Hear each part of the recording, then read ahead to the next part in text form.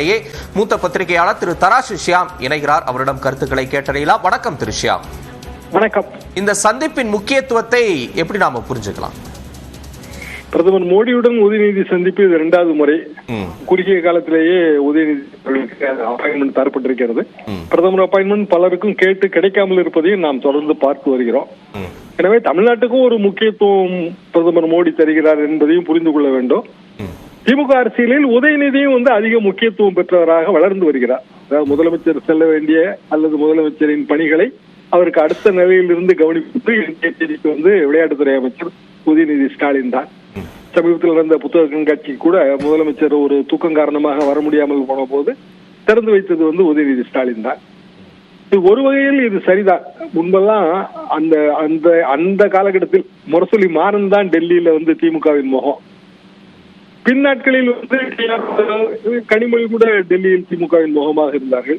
இப்போது கொஞ்சம் கொஞ்சமாக அந்த இடமும் உதயநிதி அவர்களுக்கு தரப்படுகிறது. அதாவது ஒரு அகில இந்திய முக்கியத்துவம் அவருக்கு தொடர்ந்து கிடைத்தும் வருகிறது. அவர் சனாதன எதிர்ப்பு பேச்சு மூலமாகவும் அது கிடைத்திருக்கிறது. அந்த வகையில் நிவாரணம் கேட்பது என்பது அது தொடர்ந்து நடந்து கொண்டே இருக்கிறது. அமித்ஷாவை சந்தித்து நிவாரணம் கேட்பதற்கான அந்த கோரிக்கை மனு கொடுப்பதற்கான நேரம் கேட்டிருப்பதாக செய்தி உங்கள் தொலைக்காட்சியிலே பார்த்தேன். ஆக நிவாரணம் கேட்பது என்பது ஒரு பகுதி. ஆனால் 2 அரசியல்வாதிகள் சந்திக்கும் போது ஏதோ ஒரு அரசியல் அதில் இருக்கத்தான் செய்யும்.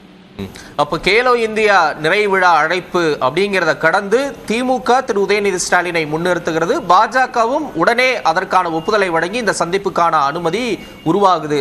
அது அரசியல் கடந்து நம்ம வேறு விஷயமாவும் புரிஞ்சுக்கலாம்னு சொல்றீங்க? கண்டிப்பாக. கேலோ இந்தியா நிறைவு விழாவுக்கு பிரதமரை அழைப்பது என்றால் அவர் பார்வையாளராக வர முடியாது. அவர் பங்கேற்பாளராக ஒரு சீஃப் கெஸ்டாக முக்கிய விருந்தினராக வரணும்.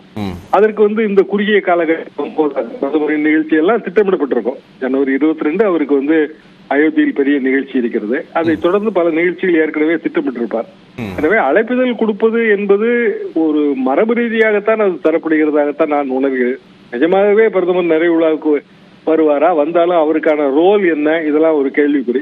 ஆனால் அழைப்பை தேர்ந்தெடுத்துக் கொண்டு பிரதமரை அழைப்பதற்கு செல்வதன் மூலமாக திமுக பாரதிய ஜனதா அந்த இருதுருவ நிலைப்பாட்டை நோக்கி திமுக கொஞ்சம் கொஞ்சமாக நகர்கிறதோ என்ற ஒரு ஐயம் எனக்கு எப்போதுமே உண்டு. ஏனென்றால் திமுக எதிர்ப்பு ஓட்டு வங்கி என்பது அது அதிமுக தான். திமுக எதிர்த்து ஓட்டு போடுவது என்று முடிவு செய்தால் அதிமுக தான் ஃபர்ஸ்ட் சாய்ஸ். பிஜேபி ஃபர்ஸ்ட் சாய்ஸா மாறினா திமுகவுக்கு வசதி. ஏன்னா பிஜேபிக்கு பெரிய ஓட்டு வங்கி இங்க இல்ல. அதிமுகவுக்கு ஏற்கனவே ஒரு ட்ராக் ரெக்கார்டு ஒரு பெரிய ஓட்டு வங்கி இருக்கிறது. எனவே அதுவும் ஒரு காரணமாக இருக்கும் என்பது எனது சந்தேகம். நீங்க பாத்தீங்கன்னா திமுக பிஜேபி ரெண்டுமே ஒருவருக்கு ஒருவர் முக்கியத்துவம் கொடுத்து கொண்டேதான் இருக்கிறார். நன்றி திரு ஷியாம். இணைப்பில் உங்களுடைய கருத்துக்களையும் பார்வைகளையும் முன்வைத்தமைக்கு தொடர்ந்து